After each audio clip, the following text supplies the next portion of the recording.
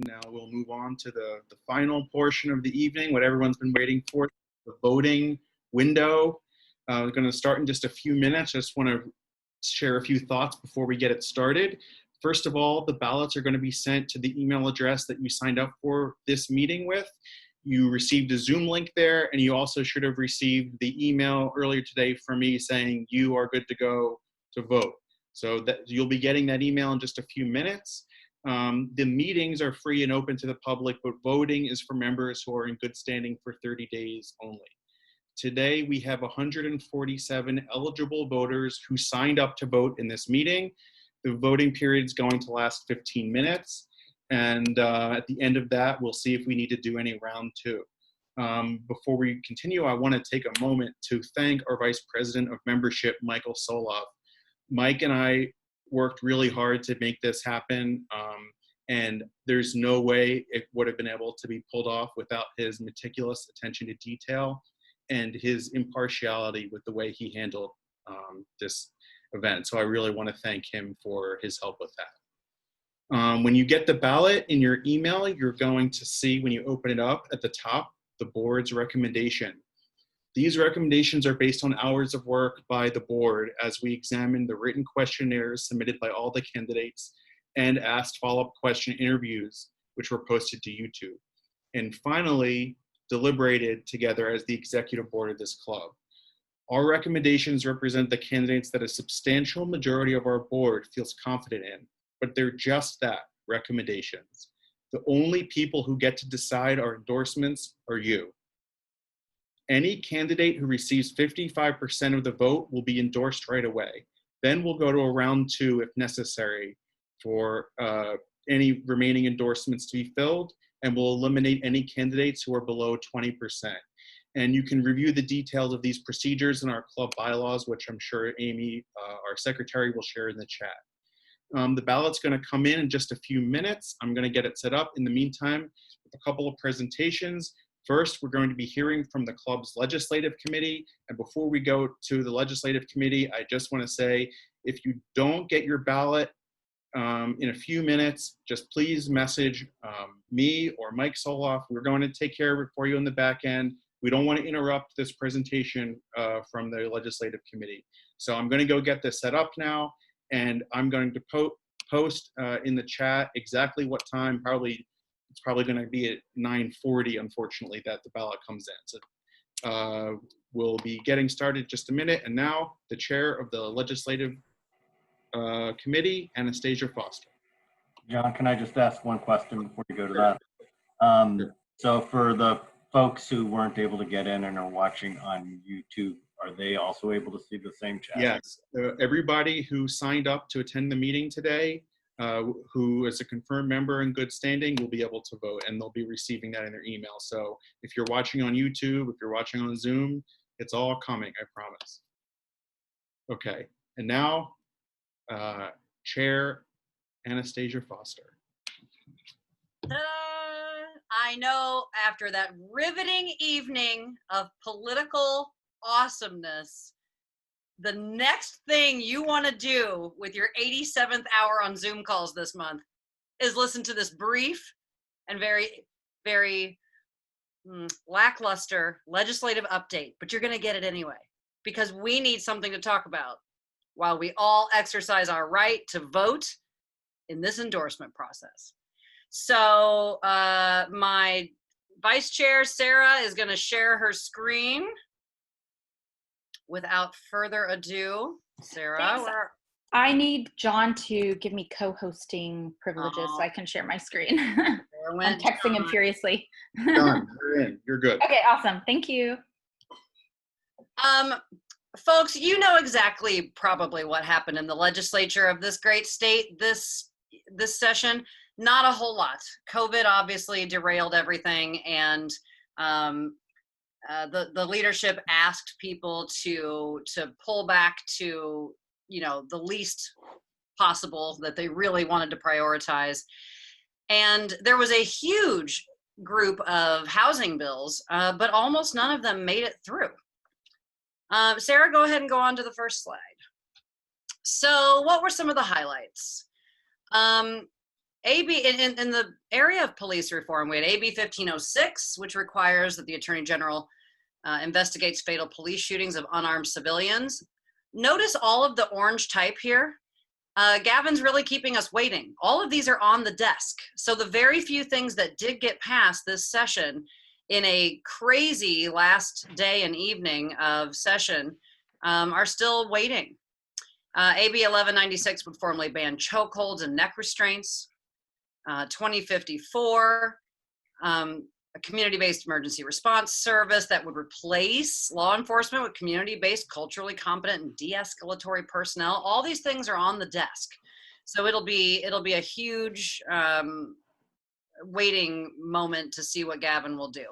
Health and wellness, 855 would significantly expand mental health conditions considered medically necessary.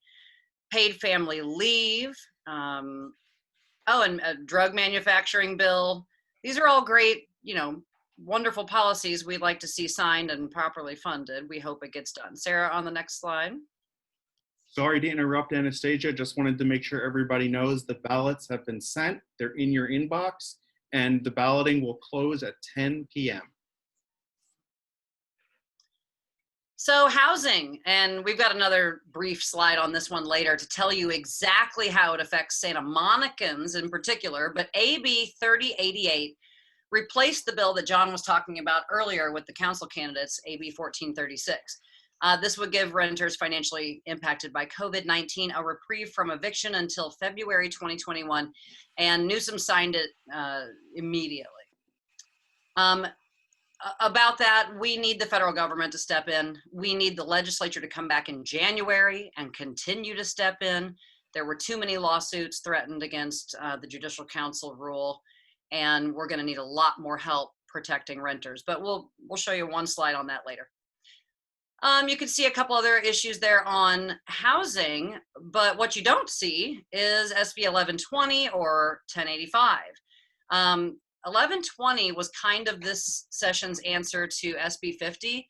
And as John alluded to earlier, it would have allowed some upzoning in R1 neighborhoods, among some other things. And it was Senate Pro Tempore Tony Atkins' baby. It was passed in the last, I think there were like minutes to go before midnight. And when it got over to the other house, it couldn't be passed. So that was a rather shocking turn of events. Labor and workforce, underrepresented communities. Oh yeah, the nonviolent offenders who log time in fire camps while incarcerated, an opportunity to have their records expunged. Energy and environment, the firefighting foam that got banned, and certain rat poisons. I must have received about 8 million emails on the rat poisons, so congratulations on getting that bill passed. Sarah? And I think we're going to invite Amy. Amy, you want to come on and talk about these bills briefly? You're doing a great job. No, not really. Okay, well, environmental legislation on that wonderful foam that is so toxic to our waters, SB 1044, was signed. So they're going to be changing the methodology of using the big foam to extinguish California fires. Again, we have these wonderful mountain lions that have been just decimated by rat poisons. And so they're going to find a way to, well, by law, they're not going to have rat poison to use in communities or neighborhoods, but we will have some sort of other thing available. We have, unfortunately, what is listed under laws under AB 345, AB 1080, and SB 54, plastic legislation, waste. So there's a small win in terms of AB 793, which is on his desk. Again, when you see on the desk, that does mean that you can write to Newsom and say, this is really important. So when we have this available for you to review, you can actually see what you want to contact Newsom about, and please do. The AB 841 is kind of an energy bill. It is really starting to really put in process what we can use our schools for. and the opportunity of updating the HAVOC systems, which as I understand it, and this isn't my area of expertise, that is something to do with the air conditioning units. If somebody can correct me, please do. But it means that we're updating our schools' facilities. And we're also looking at the school sites as potential areas where there can be improvement in diversifying our grid, which has come up again and again in conversations as PG&E and Southern California Edison have shut down power so that they can mitigate the effects of the power lines causing more fires. And that's the environmental legislation. All right, thank you, Moving Amy. on. Who's next? So AB 1436, now called AB 3088, the city did a wonderful job with the help of some local leaders, many of whom are on this call, to disseminate what that law and what the CDC law mean for Santa Monica renters. And if you can, I would screenshot this slide. We can also make it available offline if you want to have it. But this is exactly how it applies in Santa Monica. All right. Oh. Sorry, coming back. It's still there, but I'm just going to put it back in presentation mode. Okay. Sorry about that. Can you see it? Yeah. Okay, great. So it's confusing. I think everybody in the renters' rights community is advising that you know, you can try to go it alone, but I wouldn't. I would call SMERS hotline. I would call the city attorney. I would call a private attorney. I would call your favorite rent board commissioners and, you know, ask us the questions about your individual tenancy and your individual situation. I think there's going to be a lot of community groups that present maybe a forum or something on this. And really, we have Legal Aid Foundation of Los Angeles that the city supports with our tax dollars. So we need to make sure that tenants are aware of how they qualify for this and of how they can avail themselves of the protections of this. Not perfect, but it's the bill we have. And we're glad we have it. So Amy or Sarah, on to the next one. And Peter, I believe Peter Bradley, our student, yes, ma'am. about this slide. All right. Let me tell you something. If you think our state legislature did nothing, you ain't seen nothing yet. The House did their work. They passed both the CARES Act and the HEROES Act. And Moscow Mitch is sitting in on his desk, and it's going to stay there forever if possible. I do not have C-SPAN, so I do not know if they did today what they were supposed to do, and that is try to pass the smaller, much smaller Republican version of this bill with an only $300 what we'll call addition to the unemployment benefits. And I'm wondering if anybody knows, did they try it or not? I didn't hear. I'm not hearing anything, so. I think that it went to Thursday. Okay, so they probably were still debating it or something, but it's not going to pass. This is not a final vote anyway, so it's not an up or down vote. It's a 60% vote is necessary to continue seeing the bill, and the Democrats are going to vote no because they want to vote on their bill, not on this Republican bill, which is too cheap, to say the least. Anyway, that's what's going on for the moment, and I don't know if it's bothering any of you. I know it's bothering me. You've heard my refrigerator. I need a new refrigerator. I don't have any money. I'm living on my Social Security. So getting some another benefit check from the government, stimulus check, I would spend it. I would stimulate the economy. And I think there are a lot of other Santa Monicans who would too. Anyway, that's what's going on.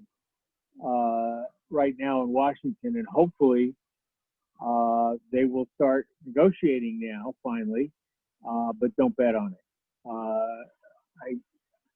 I really wonder what the Republicans are up to. They must think that Trump is somehow going to pull this thing out. I don't think he is this time. I think enough people have figured out who he is and what he is, and this is it. We'll get rid of him in November.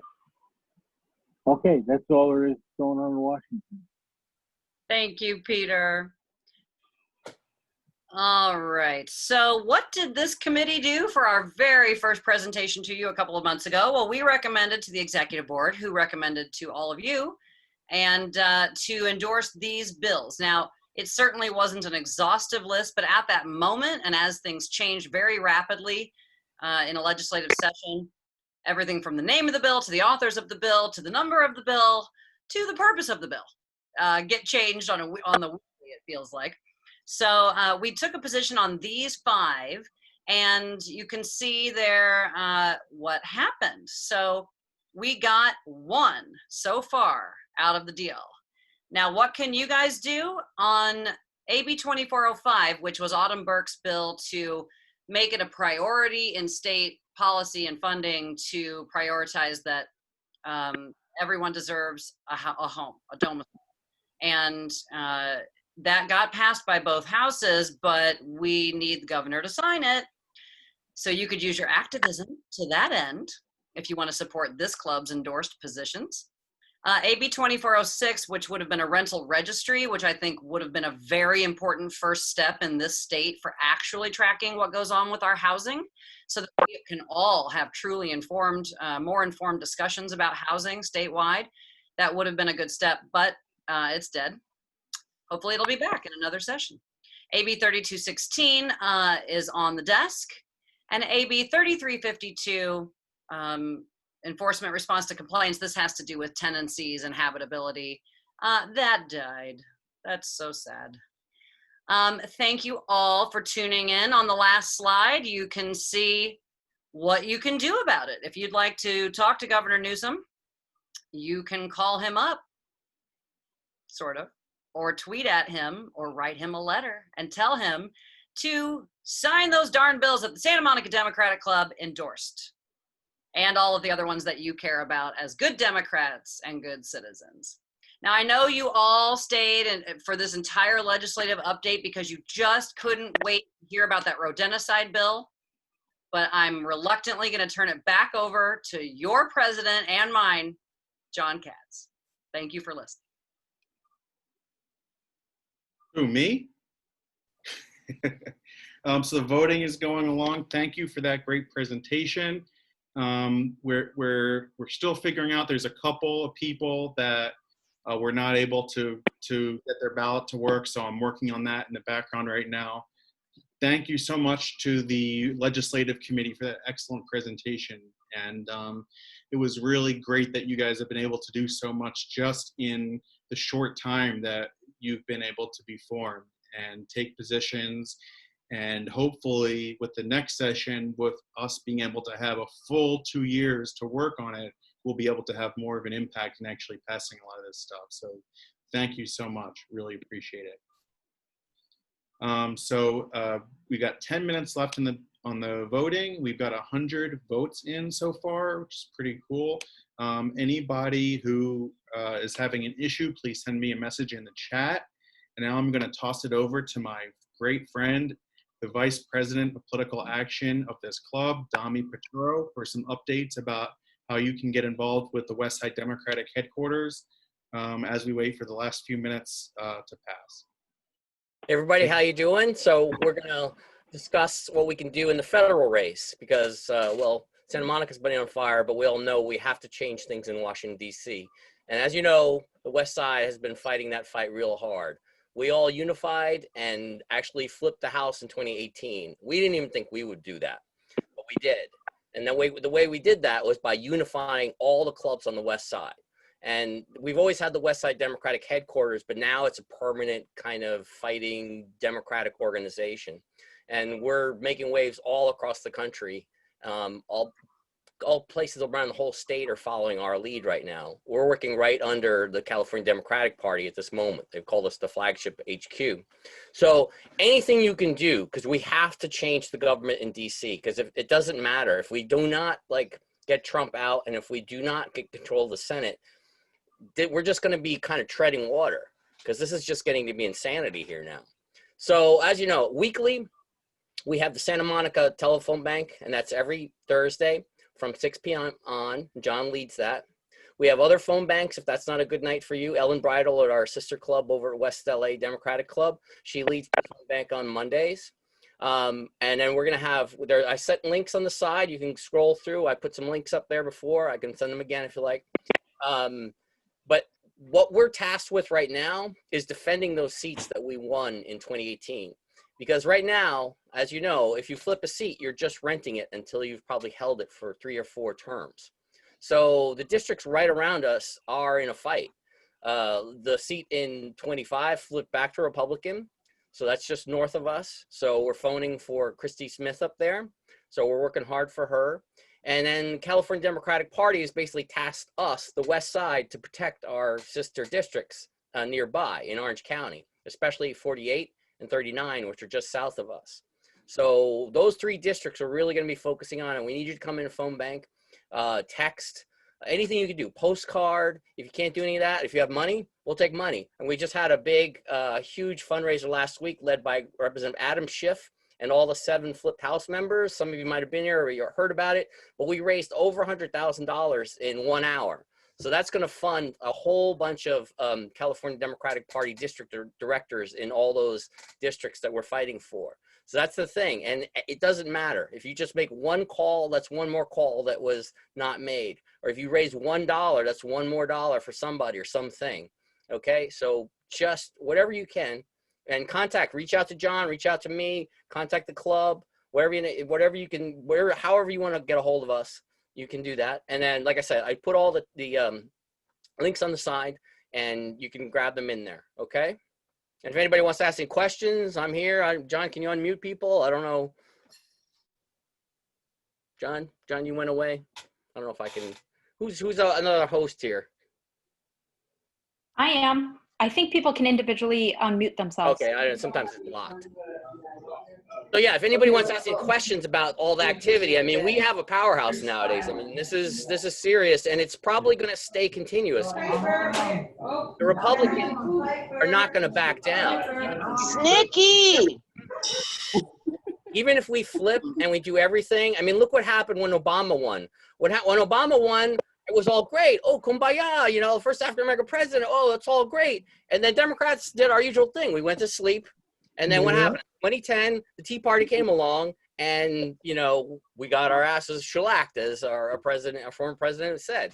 So we need to not let that happen this time. In 2022, we need to be ready, because they're gonna be coming. And if they stay in power now, I mean, we got to just keep. Can you say it again? How can we do texts and postcards and stuff? Will you put it somewhere that John? Yeah, I did. I'll post it here.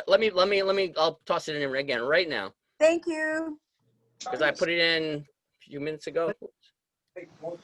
John, do you want to make a mention of how important it is to talk to your? Just put it in right now. You can cut and text cut it out right now. It's just went in. It's got all the districts. It's got links to all the different clubs, Westside Dem HQ. It's got direct links if you want to just go sign up. Just cut and paste those things right into something if you want to volunteer. Okay, got it. I wanted to add in that I think it's really important that when you're talking to your friends and neighbors, one of the things they found is very successful is there's some nervousness about the process of voting. Snickers! And if we don't mind, taking the time to get your friends and neighbors to talk about the plan that they're going to do and filling out the ballot, mailing the ballot, dropping the ballot off, what they're going to do on election day. I'm going to be working the polls for the full 10 days. So there's going to be plenty of opportunity locally in the 90401 area to drop in 10 days before the 9 days before the election day and drop off your ballot. So these are things that we need to get our neighbors and friends to be aware of, that they can make a plan. In doing so, that means that they're going to be there and present Excuse, voting. yeah, excuse me, is the main library going to be a drop-off point again this time? I was just given the zip code to work in, which is the 90401. So I imagine it might be Santa Monica Place again, which is where I worked the last time, but I can't be certain. No, I'm talking about the place for dropping filled out ballots. For putting, there was a have big, that Peter, we'll be thing in getting the info on library, all this. it was Peter, great. we'll be getting info on all Yeah. this. We'll post it on the website. We'll get the word out because that's our job. We're the Democratic Club. So we'll get the info directly and we'll get it out. So that's what we'll be doing. And if anybody wants to find But out, we don't have it yet. we'll What post you're it. saying is we don't have it yet. Correct. It's supposed to be released Okay. tomorrow, according to the registrar. Hey, Dom, this is Tina. I don't know if you can hear me. Sorry. Yeah, I can hear you. Yeah. So are you guys going to I be wonder doing if I'll any get a ballot ballot this time. collection? You know, because there's going to be a lot of people who are worried about the post office. And if we have people that could go out and pick up and scurry ballots in, that probably wouldn't be a bad thing since everyone's It's the law. You can't do that. No, It's you illegal. can absolutely do that. It is the law. You're allowed to do ballot collection. And so all you need to do is you fill out a form. Carolyn, you know more about this. You used to be on the LA County Democratic Party Election Protection Committee. Can you talk about how it is legal and what people can do? Totally legal. California. I am still on the committee. We just had a meeting before this one, as a matter of fact. That's why I was able to share with you that according to the registrar, that information will be online tomorrow about the locations they have so far. It is legal in this state. They don't like to use the word harvesting. That's what the Republicans accuse us of. But it is legal. You fill out a form and you can take your neighbors, your family, you can take them. They just have to make sure they're signed, because that's the thing about the vote by mail ballots, is that everybody, it must be signed. So you can take them and drop them off for people. That is legal in the state of California. And Dina, But, also, Tommy, I just didn't know if you guys Dina, were we're gonna going to do be speaking to the California Democratic Party and getting, like, coordinating and finding out what the instructions will be on that. 'Cause Yeah, That they would have, be there's a awesome. safety Thank issue you. as well. best website. They had a seminar yesterday during our LA County Democratic Party. Since we were slow to get started, I did take that webinar, and so a lot of good things came out of that. iwillvote.com is a good site to give to people, because you can, and it's for all states. So you can check everything that you're registered, where you can register if you need to. You can track your ballot. But they have this thing where they're calling them, I should remember, the Truth Squad, the Truth Squad. And people, there's plenty of work. They're looking for volunteers so that we kind of host from a state party perspective, if people need help filling out their ballot, if people need help finding a place to go. So go to the CADM website, and or you can go to truthsquad.org, I believe. But go to CADM and find that out. The good news is there's so many things. We even have, I'll send a PowerPoint to John that talks about the voting process. And so the election committee is talking about going to the different clubs and giving a PowerPoint presentation. And it's not necessarily Democrats, it's on the voting process in the state of California. This is a great PowerPoint, and it doesn't take that long, but it takes everybody right through the process. The only thing I would add is what someone spoke earlier about having a plan to vote, making sure you're registered to vote, and make a game of it, maybe with you and some friends. What's our plan to vote? What's our plan to go over the sample ballot and know how we're going to vote? We're struggling for our vote. Anyway, thanks, Carolyn. I'm sorry, Dami. I didn't mean to hijack your time. I just No, wanted it's fine. you. It's fine. This is our, you know, I just this is our- was wondering if you guys, I knew that time was getting short and I didn't know if you guys had a plan yet. That's all. Yeah, I Sorry mean, to what Carolyn's talking from the higher up to, and then I'm with Kadam and talking to them about how we're actually going to implement this tactically in the field. Opposing. So, and once we get info, we'll post it all on the Santa Monica voter Democratic Club suppression. website and elsewhere. Awesome. Thank you. I just want to add one thing that's really helpful in elections, and I did this a lot here in town in my neighborhood when I turned 18, is become a poll worker, especially if you're healthy and you're not at risk or at lesser risk. I would recommend that people go to lavote.org and register to be a poll worker this year. .net.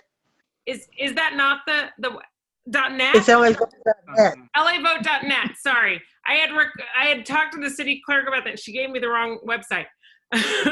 But go to LAvote.net, register to be a poll worker. It's great fun. I always enjoyed doing it, and you also get to help in a real crisis that that we have on our hands. So I'm sorry, the elderly. And I would just like to say, and if I could take a moment, I would just like to say that the Westlake Democratic Headquarters is really composed of some absolute total Democratic rock stars. They are doing very impressive campaigning, organizing, not just for local races, but across the country. And Dami's one of them. So if you see him, don't give him a hug because of COVID, but maybe express your gratitude because he's. Can I go back to Plus, I'll put you to work. I'll be like, come here. You want to hug me? No, I got something for you to do. We got to get working. I just want to say one thing before John takes the meeting back because he looks like he might know something. But I went on to the county site today to something called Track Your Vote, and you can see if your vote has gone in, whether it's been counted, and just sign up for that. And John, you can have the floor back. It's your floor. Okay, great. So we have the results and we're going to reveal them. And I'm going to share my screen in a minute, but I just want to make sure before we do that everybody understands, because Election Buddy's way of declaring who won is not determinative of our bylaws. So we have to have 55% of the options of those who voted and removing those who abstained. So I'm going to pull up the thing and you're going to see it, and just understand that there were 114 ballots submitted. And of those 114 ballots, in order to get endorsed with 55%, you would need to receive 63 votes. So regardless of what it says on the screen in a minute, only the positions or candidates that have 63 votes or more have been endorsed. Okay, now I'm going to share my screen. John, I have a question. Sure. The email said that votes were due by September 16th. So are you not waiting to see if people's votes come in? By the way, I saw that there is a bug in it, but it'll be, because there's another meeting next week, there'll be another election happening. So so you assume you've reached threshold. You assume that no votes that come in between now and, I don't know, tomorrow, say, could change the results of this? Well, the voting ended at 10. I know it. I saw that it said that in the email, but to be fair, I feel that notice was pretty widely given that this vote was going to be happening live at the end of this meeting. So also note that 114 voters is substantially more than we've ever had in any endorsement vote in the history of the club. So I feel pretty good with that being said, that we have significant results. Okay. Okay, so now I'm pulling this up to share the screen, and again, remember the secret number is 63. And so looking at that, you can see that although Steve Morgan got the most votes in the judicial race, there is no endorsement or no consensus No consensus. That's a better way to put it. No consensus was reached in this race. For Prop 16, we're well ahead of the margin. So Prop 16 passes is endorsed. Prop 22, the no position is endorsed with 84 votes. Measure AB is endorsed with 95 votes. The College Board of Trustees, the 3 incumbent candidates were all endorsed. And finally, so does anyone want to hear more from the Legislative Committee, or? I don't know. Nice. Okay. So the number was 62, and we see that the 4 candidates all went past that threshold. 85 votes for Anna Hara, 67 votes for Anna Gleam. pulled well. Ted Winter got 90 votes. 85, Ted 90, Anna No 85, comment right now, Gary please. 69. Maria, mute yourself, Maria. Yes, please. So Rob Rader thought he was going to be the member in best standing, but it looks like he came 4 votes shy of that. No, the number 1 highest vote getter of all was Ted Winter in our club. So that's pretty cool. And then actually, I take that back. Look at this, Kristen McCowan, 105 votes. She edged it. She edged it out. So John, the numbers went too fast. Can you leave him on a little longer? absolutely. Please. Actually, yeah. Let me share that for you right now. Yeah. So I'm opening it right back up. Thank you. And so first of all, looking at So city John, council. there's no need for a second round then, huh? That's correct. There's no second ballot tonight. So looking at these results, and I'll post this in our email tomorrow for everybody, including the raw numbers here. But just so everybody sees, it is Ted 90, Anna 85, Terry 69, and Gleam 67, and Kristen 105. And then for the other candidates, it is Oscar in first with 29, Mario with 24, and then 18 votes each for Christine and Phil. And then on the College Board of Trustees, we have Brian with 13 votes. You have 87 for Margaret, 84 for Susan, and 83 for Rob. Somebody is heralding news. So, John, can you explain why there's not another ballot for the judicial race? What would make yes. that? Well, actually, that's a good point. Let me do the math. You might be right about this. What's the requirement for another ballot? It would be that Mayana would be below 20%. And she is, yeah. So there is actually a second ballot for that position. For what? I thought there's only second ballot. There's 3 people. Well, according to our bylaws, there can be a second round if there's if there's a motion for it. So we can choose to keep the no consensus, or we can open it up. Well, so what would happen in such a situation? Because Mayana has below 20, she drops off? Right. Or She'd be dropped off, and then it would be Steve versus no endorsement as a head-to-head race. I make that motion. Okay, is there a second? Is there a second? Peter. What a hater. What was the motion? It was unclear. I make a motion for a second ballot in the judicial. Hey, John, before we have the motion, could you put those numbers back up? She had more than 20%. She had more than 20%. 25 endorsement that had. So. No, there were 14. 25. Right. There's only in 70. Let's see. There's only 21, 34, 82. Oh, look at this. There's 31 of them. I'm sorry. Yeah. There's 83 votes were cast in this one.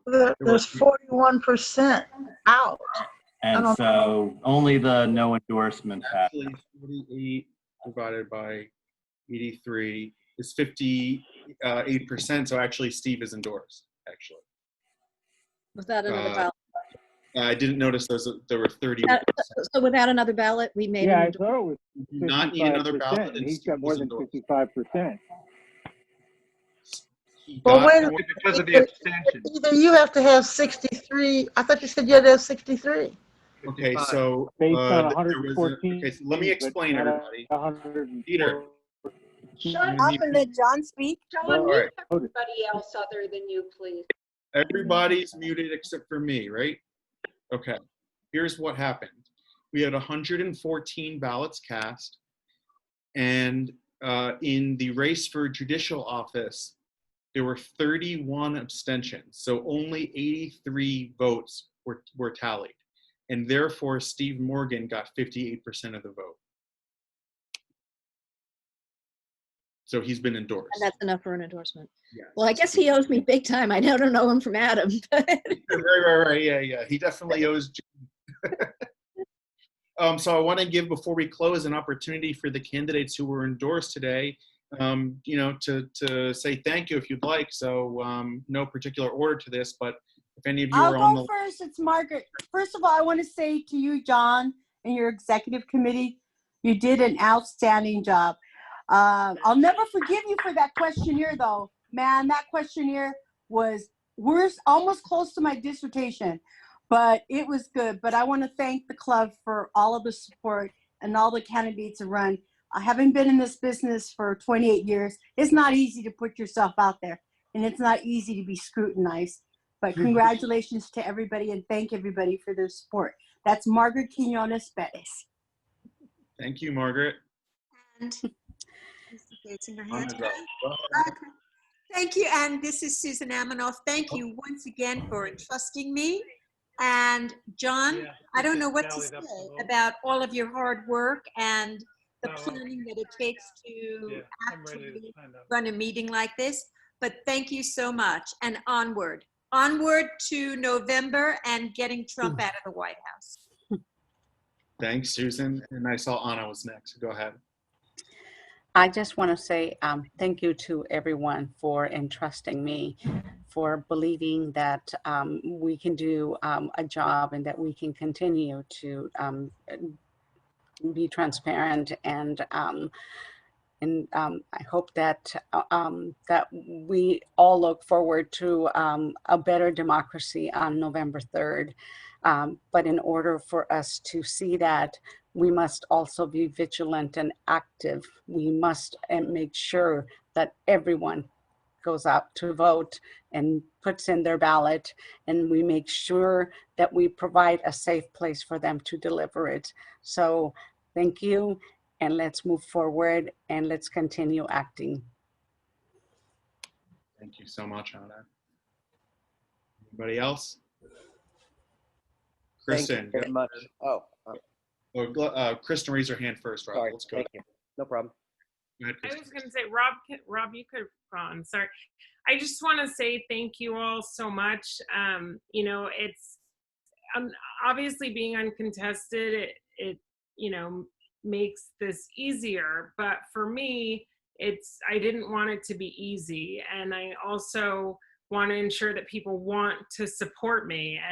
And what you all did tonight just shows me that I can keep going, and that it means a great deal. Thank you. I'm a proud lifelong Democrat, and this endorsement means a lot. Thank you. Thanks, Kristen. And Rob, you're next, and then we'll go to Ted. As a longtime member of this club and was there when we